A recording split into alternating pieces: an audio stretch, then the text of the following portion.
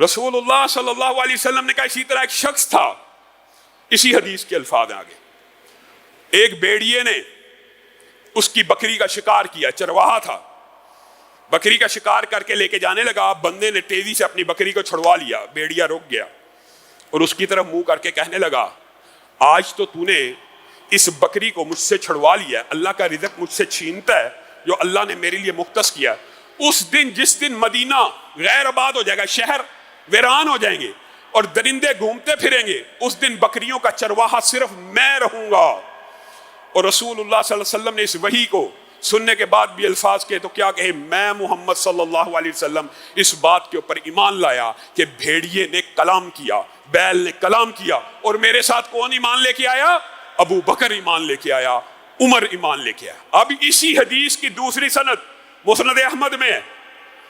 اور بعض محدثین نے کہا یہ الگ واقعہ ہے، اور ممکن ہے الگ واقعہ ہو لیکن ملتا جلتا ہے، اور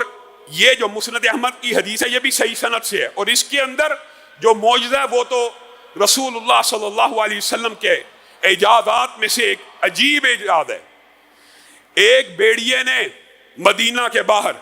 ایک بکری کو پکڑا، چرواہا اس کے پاس گیا اور بکری کو چھڑوا لیا، بھیڑیا کہنے لگا اللہ کا رزق مجھ سے چھینتا ہے۔ اس دن کیا بنے گا؟ وہ جو سابقہ حدیث ہے وہ الفاظ میں کچھ ترمیم کے ساتھ یہ بات یہاں پہ کچھ مختلف انداز میں بیان کی ہے۔ جب بھیڑیے نے کلام کیا تو چرواہا کہنے لگا تو بھیڑیا ہو کے انسانی زبان میں گفتگو کر رہا ہے، تیری تو زبان ہمارے سے فرق ہے۔ کہا اس سے بھی بڑی بات بتاؤں؟ کہا ہاں بتا۔ کہا مدینہ میں ایک رسول آ گئے ہیں،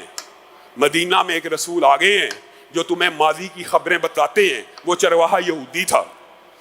اس نے بھیڑیے کو کلام کرتے ہوئے دیکھا، مدینہ میں پہنچا، رسول اللہ صلی اللہ علیہ وسلم کی بارگاہ میں حاضر ہوا اور کہنے لگا یہ سارے کا سارا واقعہ ابھی ابھی میرے ساتھ ہوا ہے، میں نے بکری کو بھیڑیے سے چھڑوا لیا ہے، بھیڑیے نے یہ باتیں کی ہیں اور ساتھ میں یہ کہا ہے کہ یثرب میں ایک رسول آ چکا ہے جو لوگوں کو ان کے ماضی کی خبریں بھی، وہ باتیں یوسف کا قصہ وغیرہ، سلیمان علیہ السلام کا وحی کے ذریعے بتاتے ہیں۔ آپ مجھے بتلائیے کیا آپ ہی وہ نبی ہیں؟ رسول اللہ صلی اللہ علیہ وسلم خاموش ہو گئے اور کہنے لگے لوگوں کو اکٹھا کیا جائے، اور فرض جماعت کا جب ٹائم آیا نماز کے لیے لوگوں کو اکٹھا کیا گیا۔ رسول اللہ صلی اللہ علیہ وسلم نے اس یہودی چرواہے کو کہا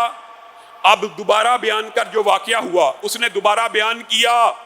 تو رسول اللہ صلی اللہ علیہ وسلم نے کیا کہا، میں اس بات کے اوپر ایمان لے کے آیا کہ اس بھیڑیے نے کلام کیا، اور یہیں تک بس نہیں ہے میرے بھائیو، یہ حدیث کے الفاظ کتنے عظیم ہیں، مسند احمد کی حدیث ہے، یہیں تک بس نہیں ہے بلکہ کیا رسول اللہ نے کہا قیامت بھی اس وقت تک قائم نہیں ہوگی جب تک تمہارا کوڑا تم اس سے ہم کلام نہ ہو جاؤ، جوتے کے تسمے سے ہم کلام نہ ہو جاؤ، تمہاری ران تمہیں خبر نہ دے کہ تمہارے پیچھے سے تمہارے گھر میں کیا ہوا۔ قیامت اس وقت تک قائم نہیں ہو سکتی جب تک جانور بھی انسان سے کلام نہ کر لے۔ اور میری بات سن لو، یہ بھی حدیث ایک اور سند سے صحیح ہے، کافر و فاسق جن و انس کے علاوہ دنیا میں ہر مخلوق کو پتا ہے میں اللہ کا رسول ہوں، صرف کافر ہی ایمان لے کے نہیں آتے۔ اب یہاں پہ رکیے، اس حدیث کے اندر بہت سے اجازات ہیں۔ پہلی بات، تمہارے ہاتھ کا کوڑا تم سے ہم کلام نہ ہو جائے۔ اس کی محدثین نے دو تشریح کی ہے کہ کوڑا براہ راست بھی اللہ تعالیٰ اس کو زبان دے سکتا ہے، لیکن اگر آپ ذرا دور حاضر کے اندر اس کو ذرا اس اینگل سے دیکھیں، یہ طویل نہیں کر رہا، لیکن ہمارے ہاتھوں میں ایک سیلفی سٹک ہوتی ہے، اس کے ساتھ ہم موبائل پکڑ کے